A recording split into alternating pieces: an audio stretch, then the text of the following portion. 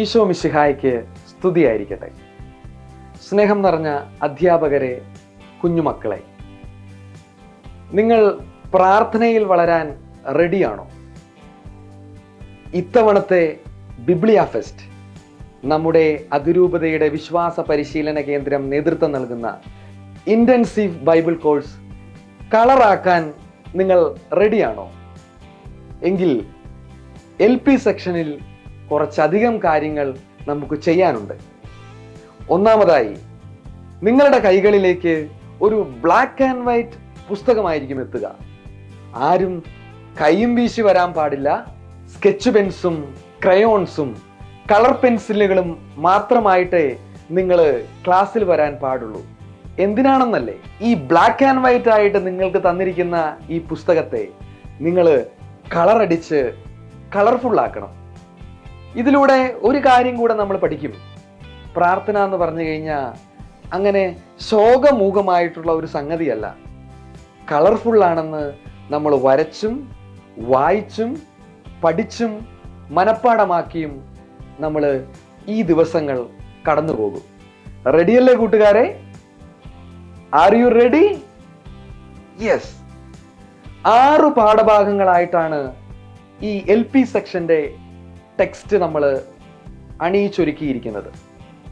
ഇത്തവണ intensive Bible കോഴ്സിന്റെ പാഠപുസ്തകങ്ങൾ തയ്യാറാക്കിയപ്പോൾ നമ്മുടെ വിശ്വാസ പരിശീലന വിഭാഗം വളരെ മനോഹരമായി ഒരു കാര്യം ശ്രദ്ധിച്ചിട്ടുണ്ട്. ഓരോ പ്രായ വിഭാഗത്തിനും അവരുടേതായ ഭാഷയിൽ സംസാരിക്കാൻ ശ്രമിച്ചിട്ടുണ്ട്. LP വിഭാഗത്തിനാണെങ്കിൽ ഒന്ന് കളർഫുൾ ആക്കിക്കൊണ്ട് പ്രാർത്ഥനയെ അവതരിപ്പിച്ചിട്ടുണ്ട് അവരുടേതായ ഭാഷയിൽ.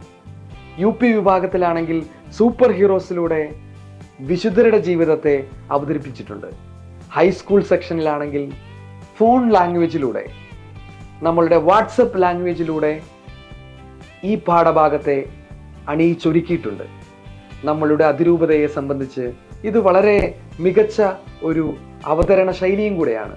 കുട്ടികളുടെ ഭാഷയിൽ സംസാരിക്കുക എന്നുള്ളത്, അവരുടെ പ്രായ ഭാഷയിൽ സംസാരിക്കുക എന്നുള്ളത്. ഒരു ഉദാഹരണം പറയാം. CCC, കത്തോലിക്ക സഭയുടെ മതബോധന ഗ്രന്ഥം, catechism of the Catholic church, CCC number 2558 മുതൽ 2856 വരെ എങ്ങനെ പ്രാർത്ഥനയിൽ വളരാമെന്നുണ്ട്. UCATന്റെയും CCCയുടെയും 4ാം ഭാഗം പ്രാർത്ഥനയിൽ ജീവിക്കുവാനുള്ള ഒരു ഹാൻഡ് ബുക്കാണ്. പക്ഷെ അതെങ്ങനെ കുട്ടികൾക്ക് നമുക്ക് മനസ്സിലാക്കി കൊടുക്കാൻ പറ്റും?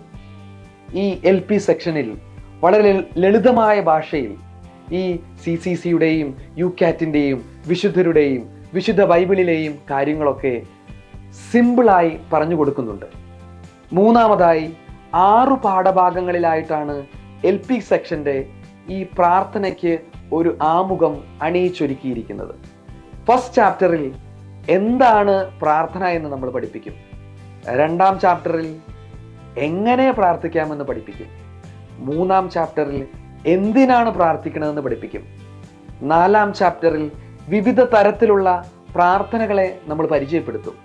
5ഉം 6ഉം പാഠഭാഗങ്ങൾ ഒരു ഇമ്മാനുവൽ ട്യൂഷൻ ക്ലാസ് പോലെയാണ്. എന്ന് വെച്ചാൽ ഈ പാഠഭാഗത്തിലെ വിവിധ തരം പ്രാർത്ഥനകളിലെ മധ്യസ്ഥ പ്രാർത്ഥനയും കൃതജ്ഞതാ പ്രാർത്ഥനയും 5ാമത്തെ പാഠഭാഗത്തിൽ ഒന്നുകൂടെ കാര്യമായിട്ടെടുത്ത് പഠിപ്പിക്കും. 6ാം പാഠഭാഗത്തിൽ വ്യക്തിപരമായ പ്രാർത്ഥനയും സമൂഹ പ്രാർത്ഥനയും കുറച്ചുകൂടെ എഫേർട്ട് എടുത്ത് നമ്മൾ പഠിപ്പിക്കും. ഇതാണ് പാഠഭാഗത്തിൻ്റെ മൊത്തത്തിലുള്ള ഒരു ജിസ്റ്റ്. എല്ലാ പാഠഭാഗവും അണിയിച്ചൊരുക്കിയിരിക്കുന്നത് ഒരു ശൈലിയിലാണ്. എല്ലാ പാഠഭാഗത്തിലും ഒരു കഥയുണ്ടാകും.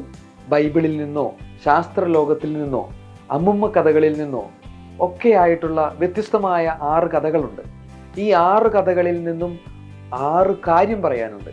ഈ 6 കാര്യവും ഹൃദ്യസ്ഥമാക്കാൻ കുറച്ചധികം ആക്ടിവിറ്റീസ് നമ്മൾ ഉൾപ്പെടുത്തിയിട്ടുണ്ട്. അതിലാണ് ഈ പുസ്തകം കളർഫുൾ ആകുന്നത്. കുട്ടികൾ ചിന്തിക്കുന്നത്, കുട്ടികൾ അന്വേഷിക്കുന്നത്, കുട്ടികൾ പഠിക്കുന്നത്. പ്രിയപ്പെട്ട അധ്യാപകരെ, ഒരു ആക്ടിവിറ്റീസ് പോലും ഒഴിവാക്കാതെ നിങ്ങളത് കുട്ടികളെ കൊണ്ട് ചെയ്യിക്കണം. സാധിക്കുമെങ്കിൽ ഒരു ദിവസം, അവസാനത്തെ ദിവസം നിങ്ങൾ കുട്ടികളോട് പല വിശുദ്ധരുടെ വേഷങ്ങൾ അണിഞ്ഞു വരാൻ പറയണം.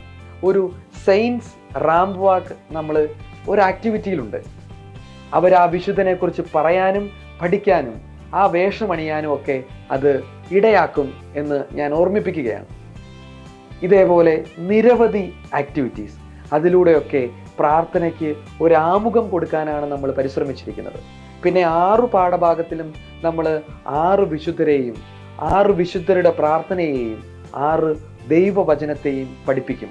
അത് വ്യത്യസ്തമായ ശൈലികളിലൂടെയാണ് പഠിപ്പിക്കുന്നത്, എല്ലാം ഒരേ ശൈലിയിലല്ല. അപ്പോൾ ഒരു പുതുമയുണ്ട് ഓരോ കാര്യത്തിനും. സ്നേഹമുള്ള അധ്യാപകരെ, ഈ പാഠഭാഗത്തെ നല്ലൊരു കാർട്ടൂൺ പുസ്തകത്തെക്കാൾ അധികമായി, നല്ലൊരു കളർ ബുക്കിനേക്കാൾ അധികമായി പ്രാർത്ഥന എന്തെന്ന് പഠിക്കാൻ, പ്രാർത്ഥന എന്തെന്ന് പഠിപ്പിക്കാൻ, പ്രാർത്ഥന എന്തെന്ന് മനസ്സിലാക്കാൻ നിങ്ങൾ ഉപയോഗിക്കണമേ എന്ന് അഭ്യർത്ഥിക്കുകയാണ്. പാഠപുസ്തകത്തിൻ്റെ വിശേഷങ്ങൾ ഇനി നേരിട്ട് കണ്ടാലോ? അപ്പോൾ മടിപിടിക്കരുത്, എല്ലാ ആക്ടിവിറ്റീസും ചെയ്യണം. ബിബ്ലിയ ഫെസ്റ്റ് കളർഫുൾ ആക്കണം. Best wishes.